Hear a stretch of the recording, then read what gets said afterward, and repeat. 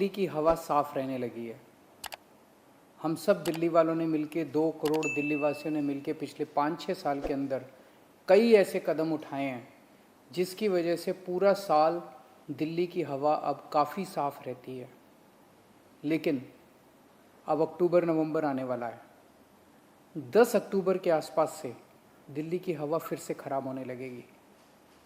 10 अक्टूबर से नवंबर के अंत तक लगभग दिल्ली की हवा फिर ख़राब हो जाती है और उसका बड़ा कारण है कि आसपास के कई राज्यों से पराली का धुआं, जो पराली जलाई जाती है उसका धुआं जो आता है, उसकी वजह से हवा दूषित होती है।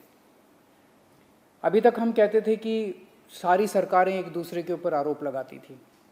राज्य सरकारें कहती थी केंद्र सरकार कुछ पैसा नहीं दे रही है, केंद्र सरकार कहती थी राज्य सरकार काम नहीं कर रही है।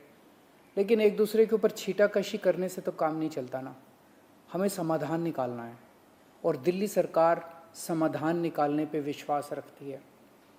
पिछली साल दिल्ली सरकार ने समाधान निकाला।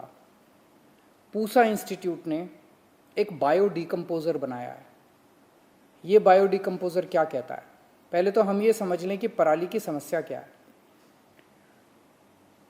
धान की फसल लगभग अक्टूबर के महीने में किसान काटता है। जो जब धान की फसल कटती है तो धान की फसल कटने के बाद इतना इतना तना उसका नीचे रह जाता है, उसको डंठल कह लीजिए, तना कह लीजिए, उतना रह जाता है, इतना इतना तना नीचे ज़मीन पे रह जाता है। इसको पराली कहते हैं। इसके बाद किसान को थोड़ा ही समय मिलता है, 20-25 दिन का समय मिलता है। उसके बाद उसे गेहूं की बुआई करनी होती है, तो समय बहुत कम होता है। इस समय के बीच में किसान को इस तने को, इस डंठल से मुक्ति पानी होती है। तो किसान क्या करता है? तीली जला के आग लगा देता है और ये सारी जल जाती है, पराली सारी जल जाती है, खेत साफ हो जाता है और किसान दोबारा गेहूं की बुआई कर लेता है। इसकी वजह से धुआं पैदा होता है। अभी तक हम लोगों ने किसानों को टारगेट किया। जो किसान अपने खेत को जलाएगा उस पर पेनल्टी लगाई जाएगी। सरकारों ने क्या किया? दोष सारा सरकारों का है, दोष किसान का नहीं है। सरकारों को समाधान देना चाहिए था, सरकारों ने समाधान नहीं दिया, सरकारें दोषी हैं। पिछले साल दिल्ली सरकार ने समाधान निकाला।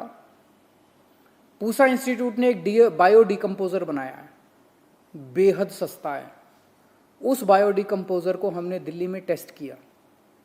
दिल्ली में 39 गांवों में 39 विलेजेस, 39 गांव में हमने 1935 एकड़ ज़मीन के ऊपर इस बायो डिकम्पोज़र का छिड़काव किया।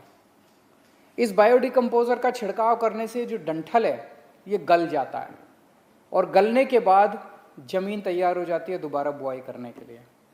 इस डंठल को काटना नहीं पड़ता, इस डंठल को जलाना नहीं पड़ता। इसके शानदार नतीजे आए। तो दिल्ली सरकार के डेवलपमेंट डिपार्टमेंट ने उन सभी किसानों से बात की जिन्होंने इसको इस्तेमाल किया था। सब बेहद खुश थे। फिर हम लोगों ने, दिल्ली सरकार ने एक एयर क्वालिटी कमीशन बनाया है केंद्र सरकार ने, प्रदूषण से मुक्ति पाने के लिए। तो हमने एयर क्वालिटी कमीशन में एप्लीकेशन फाइल की। हमने कहा भाई दिल्ली ने अब समाधान दे दिया है। जैसे हमने दिल्ली सरकार में अपने सारे किसानों को मुफ्त हम लोगों ने बायो डिकम्पोज़र का छिड़काव उनके खेतों पे कराया। ऐसे ही आस पड़ोस के सारे राज्य सरकारों को निर्देश दिए जाएं कि वो भी अपने अपने किसानों के खेतों में मुफ्त बायो डिकम्पोज़र का छिड़काव करें। तो एयर क्वालिटी कमीशन ने कहा भाई आप कह रहे हो बड़ा अच्छा है, इसका थर्ड पार्टी ऑडिट होना चाहिए, कोई इंडिपेंडेंट एजेंसी से ऑडिट कराओ।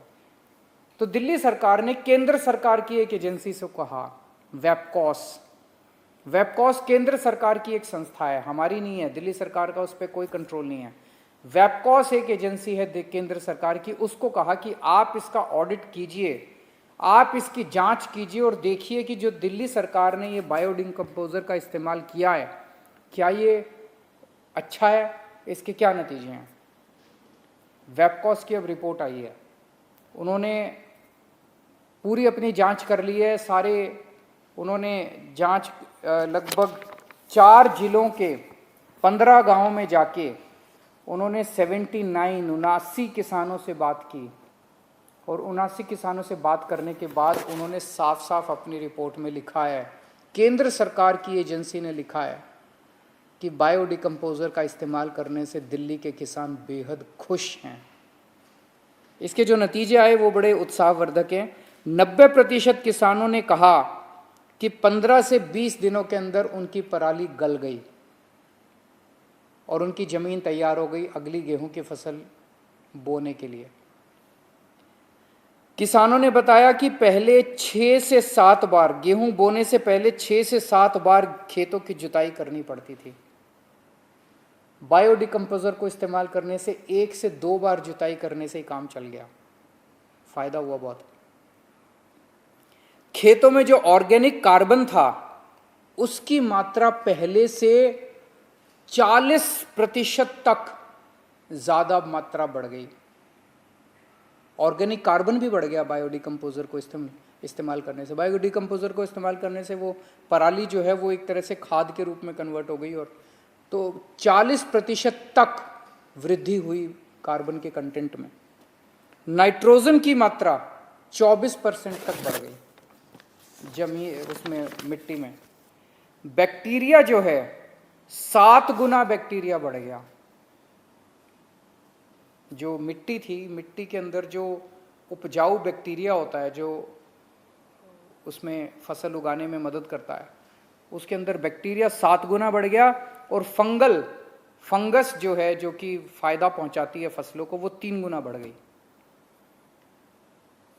मिट्टी की क्वालिटी जो है उसमें इतना सुधार हुआ कि गेहूं का अंकुरन 17 से 20% तक बढ़ गया।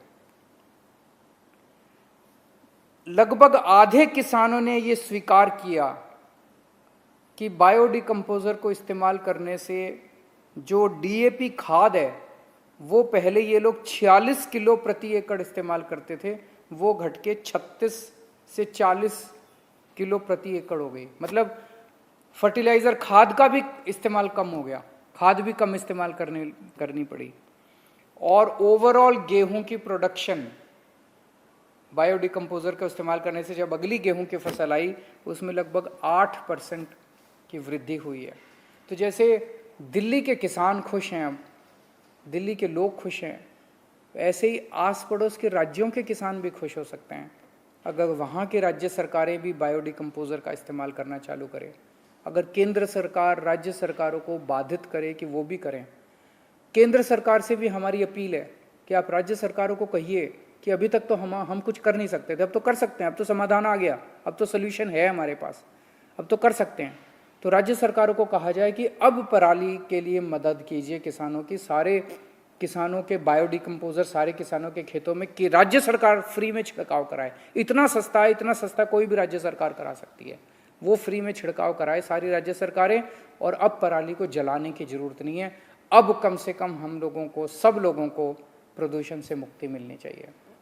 ये रिपोर्ट लेके मैं 1-2 दिन में समय लेके केंद्रीय पर्यावरण मंत्री जी से भी मिलने के लिए जाऊंगा और उनसे गुजारिश करूंगा कि वो व्यक्तिगत तौर पे इस मामले में दखल अंदाजी करें। नमस्कार।